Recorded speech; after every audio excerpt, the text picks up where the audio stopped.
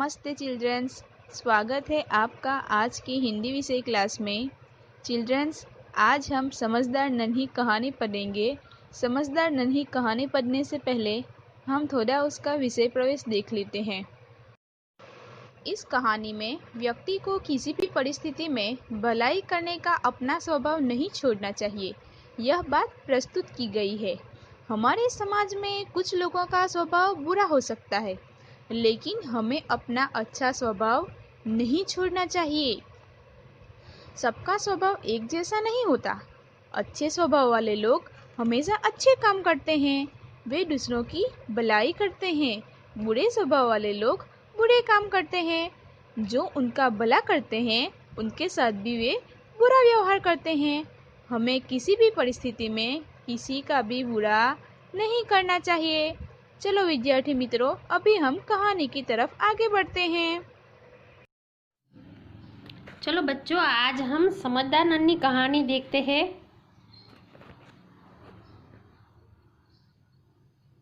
एक बड़ा सा तालाब था जहाँ एक नन्ही बतख अपनी माँ के साथ रहती थी। उसी तालाब के किनारे एक बिच्छू भी रहता था और तालाब के पास दलदल भी था। दलदल यानी कि कीचड़ એટલે કે गारो और तट यानी किनारा। एक दिन नन्ही बतख तट पर आई तो उसने देखा कि एक बिच्छू दलदल में फंस रहा है। देखो बेचारा कैसा फंसा जा रहा है और चिल्ला रहा है, बहन मुझे बचा लो।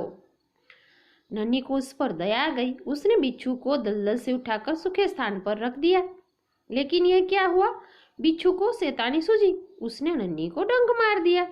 नन्ही बेचारी पीड़ा से तड़प उठी और कहने लगी, क्यों भाई, तुमने मुझे डंक क्यों मारा?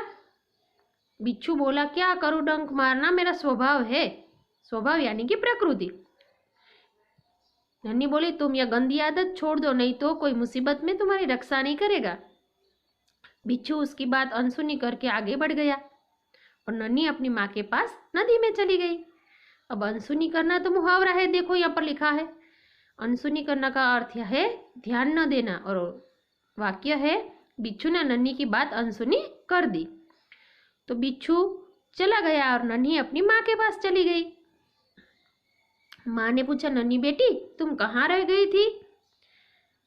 नन्ही बोली, माँ एक बिच्छू दलदल में फंस गया था, उसे बचाने में देर हो गई। माँ ने कहा, बेटी यह तुमने बहुत अच्छा काम किया। नन्ही बोली, लेकिन बदले में तो उसने मुझे डंक मार दिया। माँ बोली, बिच्छू अपनी गंदी आदत का गुलाम है। अब ना आदत का गुलाम होना तो मुहावरा है, देखो यहाँ पर आ गया। तो उसका अर्थ है आदत से मजबूर होना। और अगर हम वाक्य बनाना चाहे तो हम बनाएंगे, बिच्छू अपनी गंदी आदत का गुलाम है। माँ ने नन्ही से कहा, तुम उसे चाहे कितनी बार बचाओ, वह बार बार डंक मारता रहेगा। नन्ही बोली, माँ मैं उसकी गंदी आदत छुड़ा कर रहूंगी। कुछ दिन बाद बिच्छू के प्राण पुनः संकट में पड़ गए।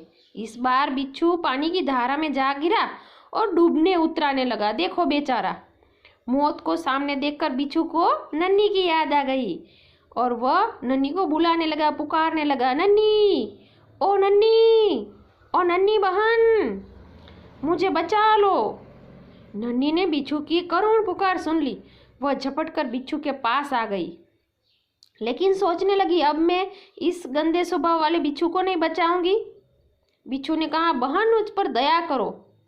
नन्ही का मन डोल गया। अब मन डोलना तो मुहावरा है, देखो मन डोलना यानी कि विचार बदलना। वाक्य है, बिच्छू की बात से नन्ही का मन डोल गया। नन्ही सोचने लगी, हो सकता है इसने अपनी गंदी आदत छोड़ दी हो। और नन्ही ने बिच्छू को दोबारा जीवन दान दिया। बिच्छू अपने स्वभाव के अनुसार उसे डंक मारने के लिए आगे बढ़ा। नन्ही उसका इरादा समझ गई। अब जीवन दान देना भी मुहावरा है, देखो जीवन दान देना यानी कि नया जीवन देना। और वाक्य है, नन्ही ने बिच्छू को जीवन दान दिया।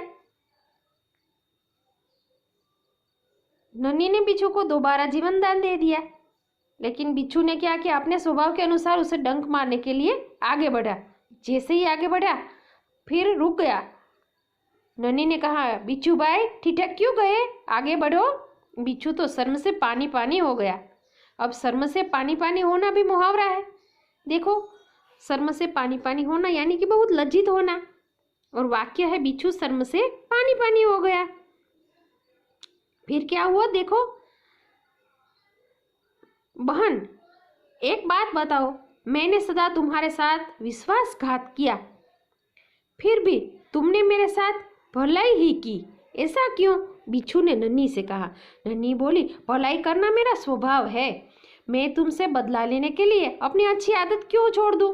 मेरा काम बचाना है, मैं मुसीबत में पड़ो को बार बार बचाती रहूंगी। तुम्हारा काम डंक मारना है, तुम मारते रहो, देखती हूँ कौन जीतता है। बिच्छू बोला, नन्ही बहन आज तुम जीत गई, मैं वचन देता हूँ कि अब मैं किसी निर्दोष जीव को डंक नहीं मारूंगा।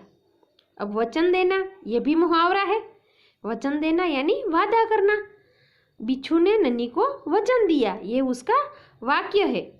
तो देखो कितने सारे मुहावरे थे इस इकाई में। फिर अंत में क्या हुआ देखो, फिर नन्ही अपनी माँ के पास आई। माँ ने कहा, बेटी कहाँ देर कर दी? नन्ही ने पूरी घटना बताई। माँ बोली, प्यारी समझदार नन्ही, भले लोग अपनी बार बार की भलाई से इसी तरह बुरे लोगों को भला बनने की राह दिखाते हैं। नन्ही फिर से प्रसन्न होकर थिरकने लगी। अब थिरकने लगना ये भी मुहावरा है देखो, थिरकने लगना यानी खुशी से नाचना। और वाक्य है, नन्ही खुशी से थिरकने लगी। माँ की बात सुनकर नन्ही बहुत खुश हो गई और थिरकने लगी। तो हम इस कहानी से सीखते हैं कि अच्छे लोग अपनी बार बार की भलाई से इसी तरह बुरे लोगों को भला बनने की राह दिखाते हैं। तो बच्चों, लेखक शंकर सुल्तानपुरी हमें सिखाते हैं कि अगर हमारे साथ भी कोई बिच्छू जैसा व्यवहार करे, फिर भी हमें तो नन्ही की तरह ही भले बनकर रहना है। हम भले इंसान थे और भले इंसान ही रहेंगे, और भलाई करना ही हमारा स्वभाव है। धन्यवाद।